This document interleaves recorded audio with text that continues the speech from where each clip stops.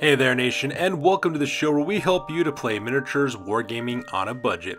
It is I, Commander Cheapskate, and we are back on the episode of Cheap Shots. Cheap Shots is a series that is dedicated to helping you save money on the miniatures wargaming hobby. And on today's episode number 69, we're going to show you guys how to quickly, as well as more importantly, cheaply paint up some Death Guard Myphetic Blight holders for your games of Warhammer 40,000. And as you can see here, this is what the end result will look like with a beautiful tabletop standard. Just to give you guys a little bit of heads up, we are using these Myphetic Blight haulers as demonically possessed vehicles for our Necromunda vehicle-based campaign taking place in the Ash Wastes called Anarchy Road. In that system, I basically allowed my player to actually use demonically possessed vehicles, and so that's why we're using these two Myphetic Blight haulers for that gaming system. However, though, if you are playing Warhammer 40,000 and you do play Death Guard and you're looking for a very quick and a cheap and effective way of painting up your Myphetic Blight haulers, this will be the video for you as well. So like I said before, this is the end result, and by using our patented Cheapskate method, by using our very cheap craft paints as well as some oil washing as well, you can actually get this same result for your Myphetic Blight haulers for the grand total cost of $33.01, and that's of course assuming that you're purchasing everything that we recommend for the very first time. And when you compare that for the same materials you need to purchase from Citadel as well as Army Painter to paint up your Myphetic Blight haulers to look like this, you're talking about a grand total savings of $101 as well as 4 cents.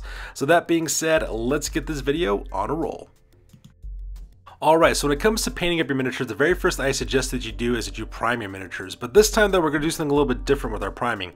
Traditionally, we use white primer for all the painting of our miniatures, but since we're painting up Death Guard and we're going with that classic kind of rotting green olive drab look for the Death Guard, it's going to be really simple for us. What you're going to do is buy a can of Rust-Oleum camouflage spray paint in the olive green color, which costs you $3.99. This is a beautiful olive drab color that you could use for all over your miniature, and it gets most of the base painting for your miniature done, which is really awesome. So painting Death Guard is very quick a way of doing it because you can use your spray paint in order to paint up most of your miniatures. So in this case, what I suggest you do is you just do an all over coat with the Rust-Oleum camouflage olive green paint all over your miniature. Make sure you get into all the nooks and crannies of your miniature as well. It only costs you $3.99 at your local Walmart, and this is what the end result will look like. It's a nice matte olive drab color. It also has really rough, uneven texture for you to paint on, so that way your acrylic paints adhere to it. And once you are done base spraying your miniatures, the next thing you do real quick is a dry brush. So as you can see in this photo, we see a quick all over dry brush all over the armor panels of the Myphetic Blight haulers, and we use Lime Sherbet by Apple Barrel Paint. You can get this stuff at your local Walmart for 50 cents, and all you're doing real quick is just a real heavy dry brush all over the entirety of the miniature. And the reason why you're doing this is because dry brushing, what it does is that it actually creates depth in your miniature by leaving the darker olive drab color in the recesses of your miniature, while also catching the raised surfaces and highlights of your miniature as well, creating some depth.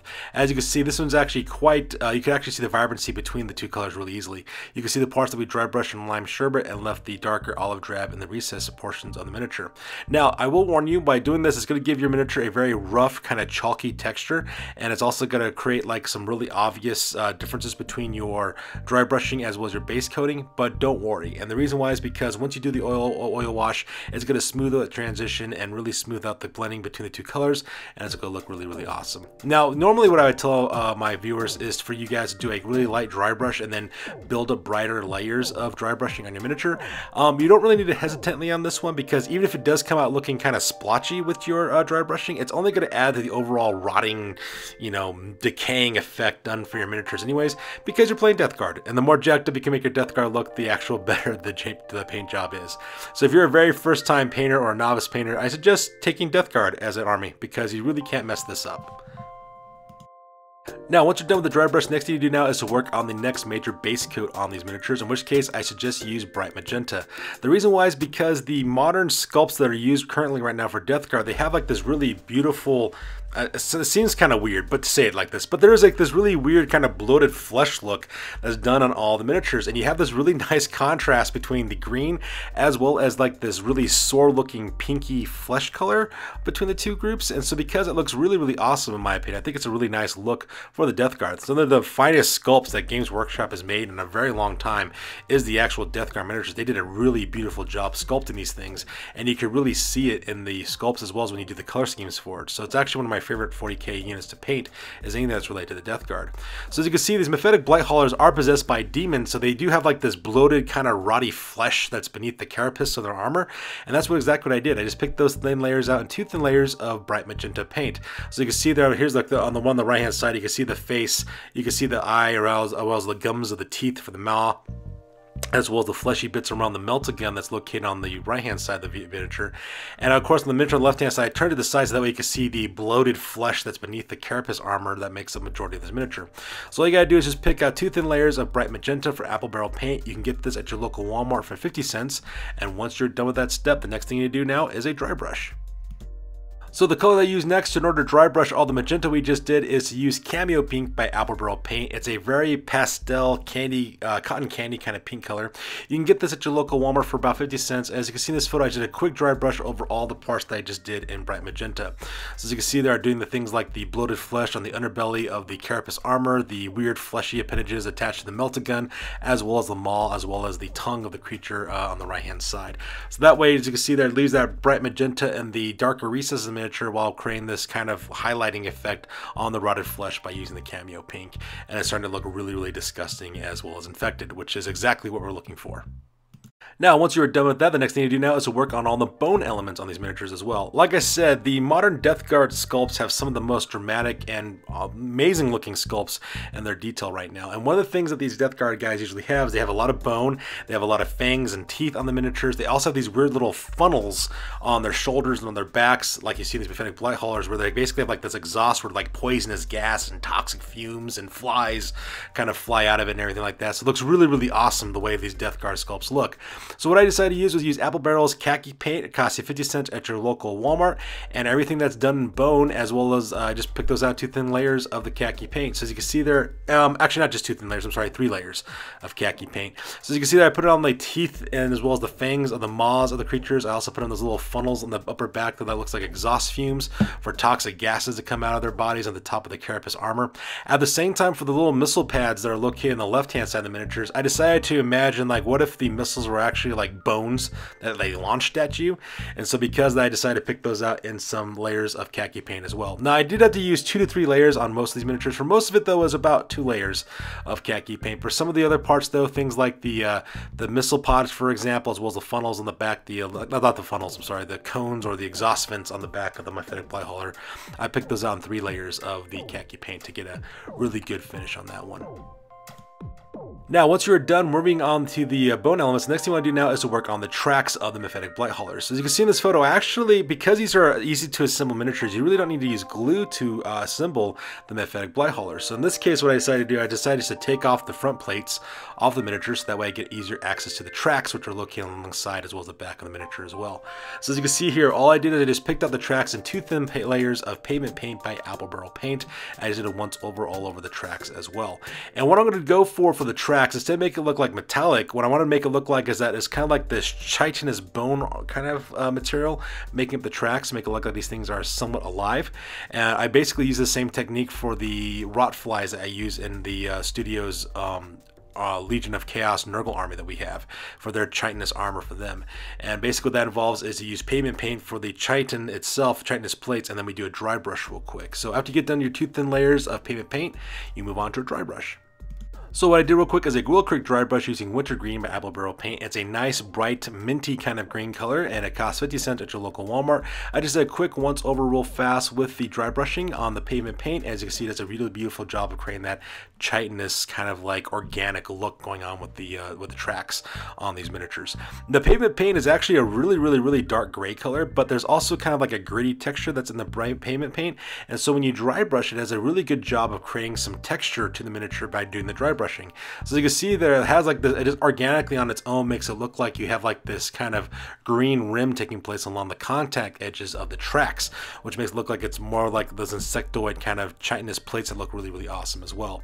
So once you do that really quick wintergreen dry brushing, the next thing you need to work on now are some of the finer elements and details on the miniature. So these next few steps are primarily focused on the finer details of the miniature. So as you can see here, these are the plates that are the front plate of the face, as well as the hubcaps of the front tracks that we have earlier that I took off earlier. And because it's an easy, simple miniature, you can just slap these back on again without using any glue. So as you can see in this photo, I basically worked on the metallic elements on the miniature itself. So for the Death Guard, traditionally speaking, when he talks about your traditional Death Guard color, you have this kind of rotten green armor plating that's rimmed in gold. And that's exactly what I decided to do for most of the metallic elements. As you can see, I picked out 2 thin layers of pure gold by Folk Art. You can get this stuff at your local Walmart and Hobby Lobby for about 75 cents. It's a beautiful kind of, well, pure gold color. And as you can see there, it looks really, really awesome. I picked out the Death Guard emblem on the top of the carapace on the front, as well as the rimming of all the armor as well for all the armor panels, and just put 2 thin layers of that, and then you're ready to move on. And then from there, the next metallic element I used was the lens of the eyes there on the Myphetic Blight haulers as well. I just colored the entire lens in 2 thin layers of gunmetal gray by Folk Art. It runs you about 75 cents at your local Hobby Lobby or at your local Walmart, and just put 2 thin layers on there to create that silver metallic color. And the next thing you do now is working on the rotten elements of the front panels. Alright, so the next thing we start working on now is on the rotten elements of the miniatures as well. So I used some alternating color schemes on these to kind of create some variety between the two. So as you can see, there's a lot of dents, holes, rust marks, all the pock marks all over the miniature as well, because it is a Nurgle miniature. So there's a lot of rot effect taking place there. So to pick out those elements, what I decided to do is pick out one half in one of these panels in Coral Shell by Americana. It's basically costs you about 65 cents at your local Hobby Lobby for that color. It's a nice kind of orangey color, kind of like a pastel orange. What I do is just put a single dot in the things like the rips, the dents, the holes in the miniature as well. And then basically I then picked out the boils of the miniature, because some of these miniatures have boils on them. I picked out 2 thin layers of bright blue by Apple Barrel Paint, cost 50 cents there. And exactly the opposite on the other side for the other one to create some variety. So for a lot of the rents and holes and rips in the armor, I picked that out in bright blue, and then the boils on that one on the right hand side, I picked out the boils in Coral Shell. At the same time, on the miniature left hand side, I picked out the lens in 2 thin layers of bright blue, and I picked out the lens on the right hand side with the 2 thin layers of True Red by Anita's Acrylic. That costs you about 65 cents at your local Hobby Lobby on there. So you can see there we have like this really beautiful kind of rotten, contaminated look going on with the front plates, and then from there we move on to the actual body of the Myphetic Blight haulers. So on the Myphetic Blight haulers, I decided to pick out the metallic elements on these miniatures. The first color I use, of course, is Gunmetal Gray by Folk Art. So these are things like the mechanisms along the track on the miniature as well, some of the vents that are popping up along the sides of the miniature, as well as the armor panels as well. Things like the barrels of the melta gun, as well as the vents along the exhaust and the fleshing appendages in the back of the miniature, as well as the stabilizers and shocks on the braces for the tracks. So I just picked those out in 2 thin layers of gunmetal gray, and then from there we move on to the rest of the metallic elements. So once again, for the metallic elements in the miniature, I decided to keep on going with that classic Death Guard look by using the gold color by Folk Art in order to pick out the metallic elements along the rims of the armor panels. So you can see that I just picked out 2 thin layers of the gold paint. And then of course I then also decided to alternate the spikes that are coming off of the Myphetic Blight hauler, as I put 2 thin layers of gunmetal gray for those as well. And then lastly, I used copper by Folk Art as well, which costs you 75 cents at your local Hobby Lobby or Walmart. And I used that for the barrel shroud of the melta gun, as well as the tips of the warheads on the missile pod on the left hand side as well. And I put 2 thin layers of that copper color. So you can see there it has that really nice vibrant kind of color scheme going on with all the different vehicles with Death Guard, and it looks really, really awesome. So the next thing I decided to do now is, of course, to continue on working on the pitted armor, as well as the rips and tears and rents in the armor of the bodies of the Myphetic Blight haulers.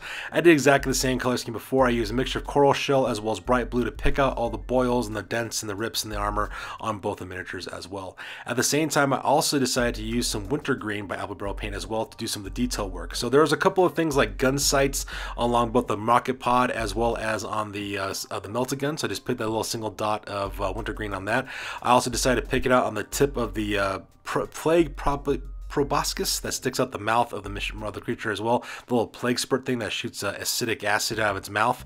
Put a little dot of that on there, as well as the little boils on the bone appendages of the miniature as well. So like on the top of the exhaust vents on the top of the armor, as well as on the actual claws and fangs of the miniature as well. And then I also decided to use that Wintergreen for the vents of the melta gun to make it look like it's glowing and it's contaminated. And then from there, you're ready to move on. And now that we're done with all the base coats and the detail work for the miniatures, the next thing you do, of course, is an oil wash. So once again, we like to use Midwax Polyshade Mission Oak color to do our oil washes. Army Painter Strong Tone, you could use that as well, but the problem is that Army Painter Strong Tone costs $35, while a can of Midwax Polyshade costs $7. So because all you do is just take the Midwax Polyshade, cut with a little bit of paint thinner, and just paint it all over the entirety of the miniature like a wash. Now, the Midwax Polyshade does a couple of things. The first thing it does, of course, is it darkens down the vibrancy of the colors that we use from the miniature as well. As you can see, it looks really dark and stained up and dirty and grimy, which is perfect look that you want to have for your Death Guard. So you can see the vibrancy of the colors have been muted down quite substantially by adding that oil wash. The second thing it does as well is that the oil wash also smooths out the transitions between our dry brushing as well as our base coating on the miniature as well, giving us a nice smooth transition between those different colors, and at the same time kind of brings all those colors together. And probably the most important thing that this oil wash does as well is the oil wash seeps into the recesses in the miniature, bringing out a lot of the details that we didn't see before with the base coating and the dry brushing. So as you can see, that does a beautiful job of bringing out all those details and looks absolutely fantastic as well. So once that oil wash gets to dry and cure for 24 hours, I don't actually spray the miniature yet with matte varnish. And the reason why is because I want to work on the base first. So the first thing I do, of course, I take 2 thin layers of pigment paint and I paint it all over the texturing that I've made on the bases as well. Now, I don't know if you guys noticed this in the photograph earlier, but if you notice some of the texturing on the bases, I put texturing on some parts of the bases while I left the base perfectly fine and without any texturing. And the reason why is because I want to create this kind of toxic, oozy kind of marsh base effect on the bases. I use this effect for all the Death Guard as well as all the Nurgle miniatures in our Studios collection. So the parts that do have texture on it, which is the sand, I just cover that in 2 thin layers of pigment paint while I leave that olive drab paint on the untextured portions of the bases. So once we're done with that paint drying on the actual textured portions of the base, I then dry brush it real quick with a heavy dry brush of burnt sienna by Folk Art. It runs you about 75 cents at your local Hobby Lobby or at your local Walmart. And as you can see, it kind of creates this kind of burnt out, ashy wasteland look going on by adding that dry brushing along the pavement paint. So that way it kind of creates this kind of dirty kind of wasteland look. And the very last step, of course, I do is I do another dry brush real quick with terracotta paint by Folk Art. It runs you about 75 cents at your local Hobby Lobby, as well as at your local Walmart. As you can see, there adds its last little final highlighting on the texturing of the bases to create that kind of marshy, muddy wasteland look that I'm looking for my bases. And once I'm done with that dry brush of the terracotta, the next thing I do now is a base coat on the rest of the bases. So the next thing I do, of course, real quick is I use Kiwi by Apple Barrel Paint. It's actually a very, very, very bright green color, almost to the point where it's almost yellow. And it's got like this kind of sickly yellowish green color, which is just perfect and looks absolutely fantastic for using things like slimes and acids and wastes and chemicals and all that kind of stuff. It just looks perfect, especially if you use it for Death Guard. So you can see here, what I did here real quick is the part of the bases that are not textured, which is just basically just a normal base by itself, I just paint it over real quick with a single layer of Kiwi paint. And if you notice, I also spill some of this Kiwi paint over onto the texture as well to make it look like you got this toxic ooze that's seeping into the soil and onto the ground. Now, many of you might be thinking, Commander Cheapskate, if you use one single layer of Kiwi paint, won't some of the olive drab base coat bleed through? And yes, it actually will, but that's perfectly fine though, because what that actually does, it creates the illusion that this stuff is rippling and rolling around. There's different contaminants inside the liquid. It makes it look like it's really oozy and mixes all kinds of bad, nasty chemical stuff and rotting stuff that is actually just, you know, quite part and parcel to Nurgle armies. And so because that's going to create this kind of like oozy kind of toxic swirl effect is what it do. So that's why I only use one thin layer of the Kiwi. And secondly, the reason why I only use one layer of the Kiwi is because we're going to make some homemade Nurgle rot effect to go on top of it, and that's going to solve all of our problems. And that takes us to our next step. First thing I do acrylic is I spray the entire miniature down with a matte varnish. I use Krylon Matte Varnish Spray from Walmart. It cost me $5.99 for that one, so that way it mattes it down, and so that way it brings off the sheen off the miniatures. So that's the first thing I do. As you can see, it brings a lot of those details that we couldn't see earlier from the high gloss.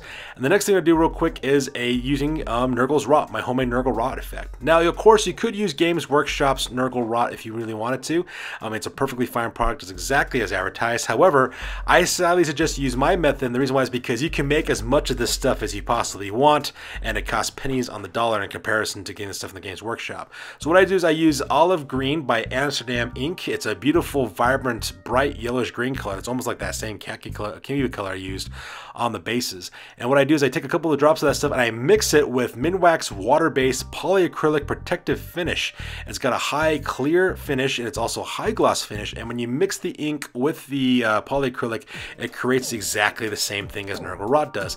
A real glossy, slimy, technical paint, but you can get ounces of this stuff without worrying about using up your, without spending too much money on Nurgle's Rot instead.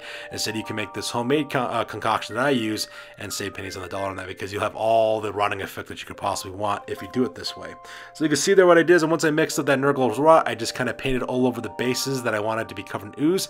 I have some of that ooze kind of spill onto the texturing as well to make it look like it's being contaminated by this stuff. And then once you're done, you're ready to move on to rimming the bases. So the last step, of course, is to rim the bases, and I just use 2 thin coats of burnt sienna by Folk Art, which is the same stuff I use for the texturing. Just put 2 thin coats along the rim of the bases, and with that step being done, you are fully completed with your Myphetic Blight haulers. And here's your end result. As you can see, both of these Myphetic Blight haulers are brought up to a beautiful tabletop standard, and at the same time, you also spent only $33 in order to create these 2 miniatures, and that's assuming, of course, you're buying everything we're recommending for the very first time on your list. As you can see, it was a beautiful tabletop standard you can bring into the battlefield and cause all kinds of ruin and degeneration and decay and decadence and all those wonderful words that start with D for your death card on your battlefield for Warhammer 40,000, or in my case, using them for Necromunda for our gaming group. So that being said, ladies and gentlemen, we're now going to talk about exactly what you'll need to purchase from both Citadel as well as Army Painter to paint your Myphetic Blight haulers the same way we did, and talk about the cost savings involved. So that being said, let's get that shopping list on a roll. So assuming that you're purchasing everything for the very first time on this list, these are the materials you need to purchase from Citadel as well as Army Painter in order to paint up your Myphetic Blight haulers the same way we did. So the first thing you need to do, of course, is buy a spray can of Death Guard green spray from Games Workshop that costs you $19.50 to act as both the primer as well as the base spray for your miniatures. From there, you'll need to buy a pot of Cyberite Green to do a dry brush real quick all over the armor panels, and that's going to cost you $4.55 for that product. Now, for all the fleshy parts of the Myphetic Blight hauler, you'll need to buy a pot of Screamer Pink and then dry brush it with Fulgrim Pink, which runs you $4.55.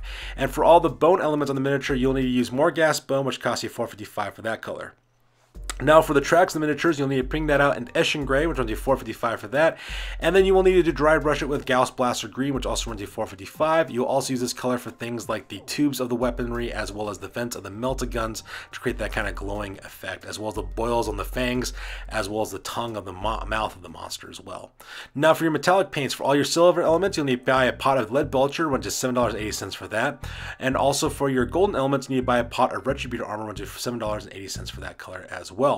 Now once you're done with that, you'll need to pick out the boils and the rips and tears in the armor. You'll need to use Luganeth Orange as well as Teclis Blue, and those run you $4.55 for those colors. And for the red lenses on the miniatures, you'll need to also use a pot of Mephiston Red, which runs you $4.55 for that. Now for the copper elements of the miniatures, which is the gun shroud of the melted gun, as well as for the warhead tips of the missiles, you need to purchase a pot of Screaming Bell, which runs you $7.80 for that. Now to do the quick paint method, you'll need to buy a can of Army Painter Strong Tone, which is $32 for that product, and do an all-over oil wash of your miniatures. Once you let that cure and dry, you'll then need to spray it with a can of, not with a can of, it's not spray it. You'll need to work on the bases. What you'll need to do is, of course, buy Doombull Brown to do all the dry brushing as well as the rimming of your bases. And then you will also need to buy a pot of Squig Orange to do some dry brushing on the texturing as well to bring up that final highlight. You'll need to paint the oozy ground with Moot Green, which will do $4.55. Then you'll need to use a pot of Nurgle's Rot in order to paint all over the outside of the miniature for the little rotting effect. That's going to cost you $4.55 for that color as well. So assuming that you purchase everything on this list for the very first time, you're talking about a grand total investment of $134.05 to paint your miniatures exactly the same way we did by using Citadel and Army Painter products. Now, when you take that $134.05 to purchase Citadel as well as Army Painter materials to paint up your miniatures, and you compare that with the $33.01 that we spent for all the cheap materials that we use for craft paints and other things to paint up these miniatures, you're talking about a grand total savings of $101.04 or to paint up these miniatures exactly the same way we did by using name brand products. So as you can see, the savings pretty much speak for themselves in this case. You're saving over $100 by doing the cheapskate method. method. So if you're one of those players who's hard up for cash and you're looking for a way to actually save some money in your miniatures, I suggest you paint up your miniatures using this cheapskate method, so that way you can use the savings to buy more miniatures, because that's a win-win situation for everyone involved. So that's good for this, you guys. As always, please feel free to like, comment, and or subscribe. Your guys' input is invaluable to us as always. Also check us out on Facebook, Instagram, as well as blogger.com for all the latest, greatest hobby news related to this channel. That's good for this one, you guys. We'll catch you guys next one. Peace out and stay classy.